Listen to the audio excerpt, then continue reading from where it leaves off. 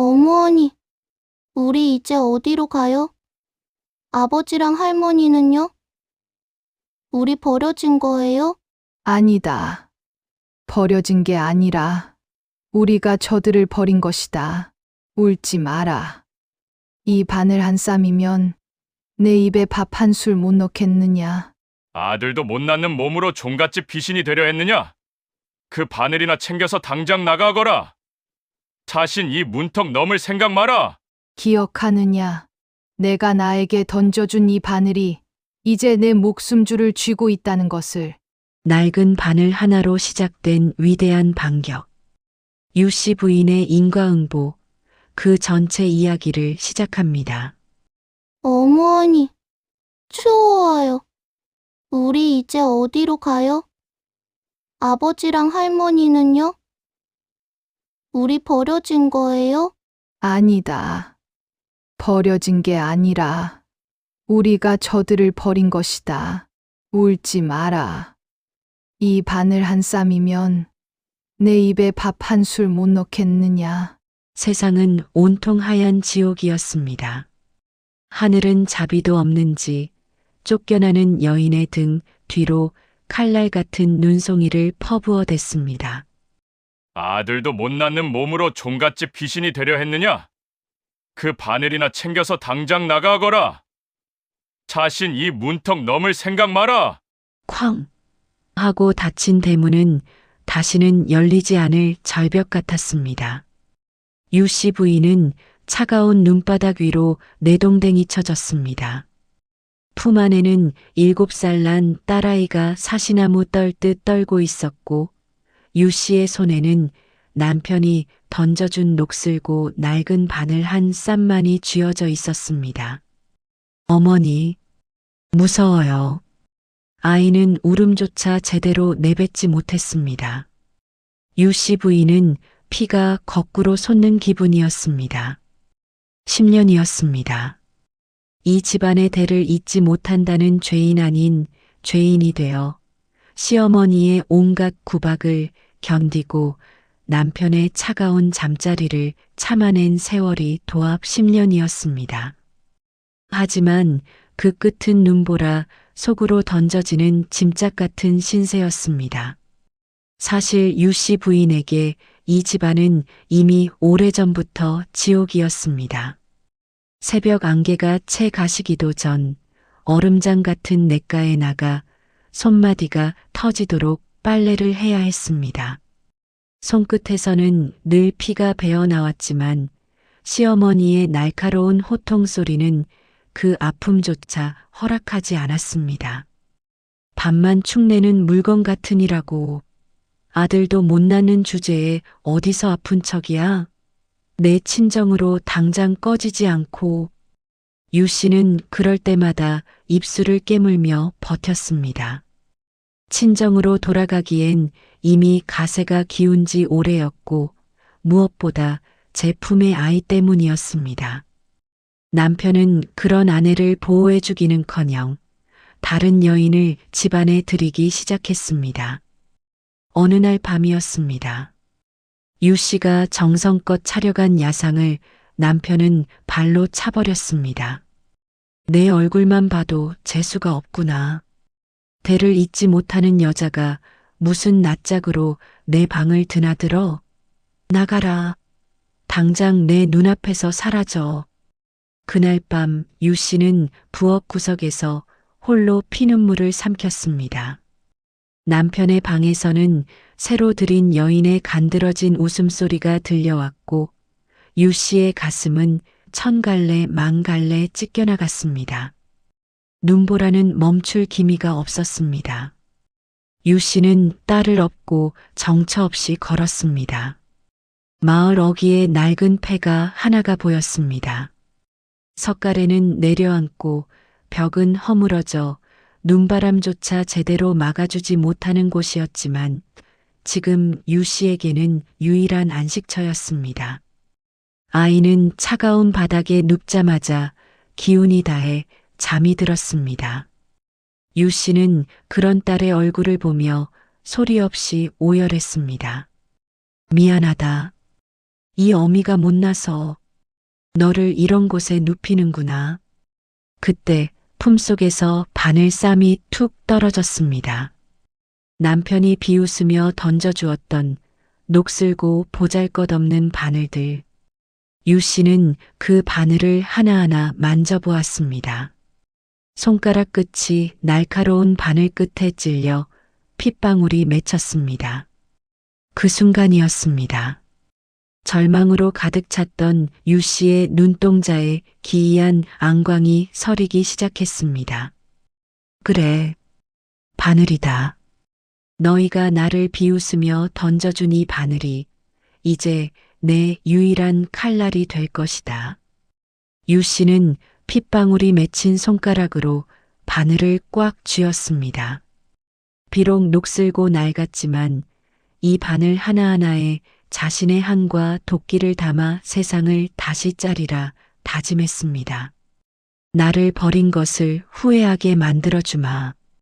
내 딸의 눈물을 닦아주지 않은 그 비정함을 내 놈들이 평생 피눈물로 갚게 하리라. 유 씨 부인은 자리에서 일어났습니다. 차가운 새벽 공기가 폐부를 찔렀지만 이제 그녀는 춥지 않았습니다. 가슴속에서 타오르는 복수의 불꽃이 온몸을 데우고 있었기 때문입니다. 그녀는 알고 있었습니다. 이 바늘 한 쌈으로 시작될 자신의 앞날이 얼마나 험난할지. 하지만 그녀는 멈추지 않을 것입니다. 조선 최고의 자수장이 되어 자신을 버린 그 가문의 숨통을 조일 거대한 그물을 짤 준비가 끝났으니까요. 유 씨 부인의 손에서 시작된 작은 바늘의 기적. 그리고 10년 뒤 자신을 버린 남편 앞에 당당히 나타날 그녀의 위대한 반격이 이제 막 시작되고 있었습니다. 눈보라를 피해 들어온 폐가는 사람 사는 곳이라기보다 짐승의 굴에 가까웠습니다. 하지만 유 씨 부인은 주저앉아 울 시간조차 없었습니다. 당장 품 안에서 배고프다 울다 지쳐 잠든 딸아이를 살려야 했으니까요. 그녀는 시장 바닥을 돌며 사람들이 내다버린 헌헝겊 조각들을 모으기 시작했습니다. 때가 타고 구멍 난 천 조각들이었지만 유 씨 부인의 손에 들어가면 마법 같은 일이 벌어졌습니다. 남들은 거들떠보지도 않는 쓰레기 속에서 그녀는 꽃을 찾아냈습니다. 이건 붉은 비단 조각이니 장미를 수놓고 이건 푸른 천이니 시냇물을 그려넣자. 내 딸아, 조금만 참거라. 이 어미가 반드시 너를 뜨뜻한 아랫목에 누여줄 테니. 밤낮이 없었습니다. 기름쌀 돈이 없어 달빛의 의지에 바늘기를 깨었습니다. 눈앞이 침침해지고 어깨가 무너져 내릴 것 같았지만 바늘을 쥔 손가락 끝에서는 서늘한 기운이 뻗어나왔습니다. 그것은 슬픔이 아니라 세상을 향한 옥이었고 복수를 향한 첫걸음이었습니다. 유 씨 부인은 그렇게 만든 수놓은 주머니 몇 개를 들고 시장으로 나갔습니다. 하지만 세상은 여전히 차가웠습니다. 어디서 이런 걸뱅이 같은 여편네가 와서 물건을 팔아? 저리 안 가. 재수 없게 시리. 상인이 던진 주머니가 진흙탕에 처박혔습니다. 유 씨 부인은 아무 말 없이 무릎을 꿇고 흙 묻은 주머니를 닦아냈습니다. 자존심 같은 건 이미 10년 전 시댁 문턱에서 다 버리고 왔습니다. 오직 하나, 이 주머니를 팔아 아이에게 따뜻한 국밥 한 그릇 먹여야 한다는 생각뿐이었습니다. 그때였습니다. 우연히 시장을 지나던 고을의 실세, 안대감댁 마님의 눈에 유 씨의 주머니가 들어왔습니다. 잠깐 그 주머니 좀 이리 내보아라. 어머나, 이 자수 좀 봐. 이건 그냥 솜씨가 아니잖니? 비단결을 따라 꽃잎이 살아 움직이는 것 같구나. 마님은 유 씨의 남루한 차림새에 한번 놀라고 그 손끝에서 나온 정교한 아름다움에 두 번 놀랐습니다. 그날 유 씨 부인은 주머니 3개 값으로 쌀 한 가마니 값을 받았습니다. 그것이 기적의 시작이었습니다. 안대감댁 마님의 입소문은 무서웠습니다. 고을에 내놓으라 하는 부잣집 부인들이 줄을 서기 시작했습니다. 유 씨 그 여편네한테 옷 한 벌 맞추려면 석 달은 기다려야 한다더라는 소문이 자자해졌습니다. 유 씨 부인은 더 이상 폐가에 살지 않았습니다. 마을에서 가장 볕이 잘 드는 곳에 작은 비단 가게를 차렸습니다. 가게 이름은 다른 수식어 없이 딱 3글자였습니다. 유, 씨, 네. 어머니, 이제 우리 안 쫓겨나도 돼요? 맛있는 밥도 매일 먹을 수 있어요? 그래, 이제 아무도 우리를 무시하지 못한다. 엄마가 약속했지? 너를 세상에서 가장 귀한 아이로 만들어주겠다고. 가게는 날마다 문전성시를 이뤘습니다. 유 씨 부인이 만든 옷은 단순히 아름다운 옷이 아니었습니다. 입는 사람의 품격을 높여주는 기품이 서려 있었죠. 하지만 유 씨 부인은 돈을 버는 것에 만족하지 않았습니다. 그녀는 밤마다 비밀스러운 자수를 놓기 시작했습니다. 그것은 복수를 위한 아주 특별한 비단 옷이었습니다. 성공의 정점에 섰을 무렵 멀리서 소식이 들려왔습니다. 유 씨를 내쫓았던 그 종갓집이 몰락하고 있다는 소식이었습니다. 아이고, 말도 마세요. 그 집 남편이라는 작자가 노름에 빠져 가산을 다 탕진했답니다. 새로 들인 여자는 벌써 야반도주했다더군요.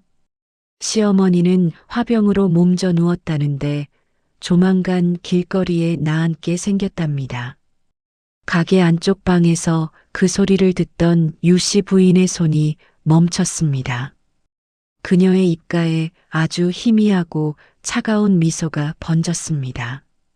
기쁘지도 통쾌하지도 않았습니다. 그저 올 것이 왔다는 무색무취한 감정뿐이었습니다. 이제야 때가 되었구나. 나를 버린 대가가 얼마나 쓰디쓴 것인지 직접 보여줄 때가 되었어. 유 씨 부인은 보관해 두었던 가장 화려한 황금색 비단을 꺼냈습니다. 그리고 10년 전 남편이 자신에게 던졌던 그 녹슬고 낡은 바늘을 들었습니다. 이제 이 바늘로 그녀는 그들의 마지막 숨통을 끊어놓을 초대장을 수놓을 것입니다. 세상은 유 씨 부인이 용서할 것이라 생각했을지도 모릅니다. 하지만 그녀는 성인군자가 아니었습니다. 받은 만큼 돌려주는 것, 그것이 그녀가 10년 동안 바늘 끝에 새겨온 법도였습니다. 유 씨 부인을 내쫓았던 그 위세당당하던 종갓집은 이제 흔적도 없이 사라졌습니다. 남편은 노름판에서 집과 땅을 모두 날렸고 시어머니는 차가운 방 안에서 알아누워 죽을 날만 기다리고 있었습니다. 그러던 어느 날 몰락한 그들 앞에 화려한 가마 한 대가 멈춰 섰습니다. 그 안에서 내린 사람은 다름 아닌 10년 전 그들이 개처럼 내쫓았던 유 씨 부인이었습니다. 부인. 당신이 정말 그 유 씨란 말이오? 유 씨 부인은 아무 대답 없이 남편을 내려다보았습니다. 남편의 눈에는 공포와 부끄러움이 서려 있었지만 유 씨의 눈은 그저 고요한 호수처럼 차갑기만 했습니다. 유 씨 부인은 남편에게 비단 보따리 하나를 던졌습니다. 그 안에는 세상에서 가장 화려한 황금색 비단옷이 들어 있었습니다. 당신이 예전에 그랬지요. 아들도 못 낳는 주제에 내 비단옷을 더럽히지 말라고. 여기 당신이 평생 만져보지도 못할 비단으로 만든 옷이 있습니다. 한번 입어보시지요. 남편은 허겁지겁 그 옷을 몸에 걸쳤습니다. 금방이라도 부자가 된 것마저 착각하며 좋아하던 그때 유 씨 부인이 10년 전 그 녹슨 바늘을 꺼내 들었습니다. 기억하십니까? 나를 내쫓으며 당신이 던져주었던 이 녹슨 바늘 한 쌈을. 나는 지난 10년 동안 이 바늘에 찔려가며 피눈물로 당신의 옷을 짰습니다. 유 씨 부인은 남편이 입은 옷의 실밥 하나를 잡아당겼습니다. 그러자 화려했던 황금 비단 옷이 순식간에 후루루 풀리며 누더기로 변해버렸습니다. 처음부터 유 씨 부인이 복수를 위해 풀리는 매듭으로 지은 옷이었던 겁니다. 옷이 아름답다고 좋아하셨습니까? 당신의 인생도 이 옷과 같습니다. 겉은 번지르르하게 사람들을 속였지만 속은 이미 썩어 문드러져 실밥 하나에도 무너지는 누더기일 뿐이지요. 남편은 발가벗겨진 기분으로 바닥에 주저앉았습니다. 시어머니 또한 그 광경을 지켜보며 아무 말도 하지 못한 채 가슴만 쥐어뜯었습니다. 유 씨 부인은 더 이상 그들을 보지 않았습니다. 이미 그녀의 마음속에서 그들은 오래전에 죽은 사람들이었으니까요. 가자. 이제 뒤돌아볼 이유가 없구나. 그녀는 뒤도 돌아보지 않고 가마에 올랐습니다.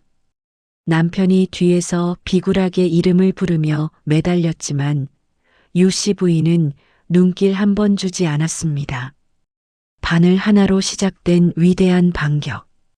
유 씨 부인은 이제 복수를 넘어 자신만의 세상을 향해 나아갑니다.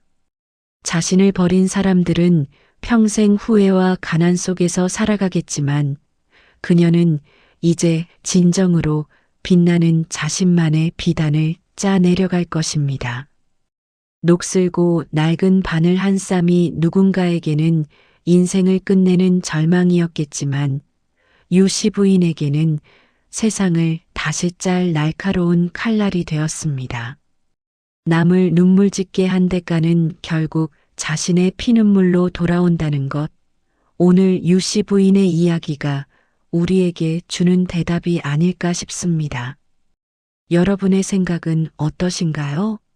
만약 여러분이 유 씨 부인이었다면 그 비정한 남편을 용서하실 수 있었을까요? 댓글로 여러분의 소중한 의견을 남겨주세요. 오늘 이야기가 시원하셨다면 구독과 좋아요로 유 씨 부인의 앞날을 응원해주세요. 저는 더 통쾌하고 놀라운 인과응보의 기록으로 다시 찾아뵙겠습니다. 시청해주셔서 감사합니다.